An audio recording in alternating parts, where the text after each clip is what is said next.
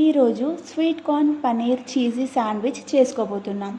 దీనికి ముందుగా ఒక బౌల్లో 2 to 3 teaspoons of boil చేసిన స్వీట్ కార్న్ తీసుకోవాలి. ఆ తర్వాత 1 teaspoon of paneer and then చిన్నగా తరిగిన ఆనియన్, చిన్నగా తరిగిన tomato, half teaspoon of salt and కొన్ని chilli flakes, half cheese slice వేసుకొని మిక్స్ చేసుకొని పక్కన పెట్టుకోవాలి. ఇప్పుడు ఒక బ్రెడ్ స్లైస్ తీసుకొని దాని మీద రెడ్ చట్నీ స్ప్రెడ్ చేసుకొని మనం మిక్స్ చేసి పెట్టుకున్న స్వీట్ కార్న్ పనీర్ చీజీ మిక్స్చర్ని దీని మీద స్ప్రెడ్ చేసుకోవాలి. చీజ్ అండ్ పనీర్ ఎక్కువ తినేవాళ్ళు కొంచెం క్వాంటిటీస్ ఎక్కువైనా కలుపుకోవచ్చు. నేను ఇప్పుడు ఇంకో బ్రెడ్కి రెడ్ చట్నీ అప్లై చేసుకొని దీని మీద ఇలా ప్లేస్ చేయాలి.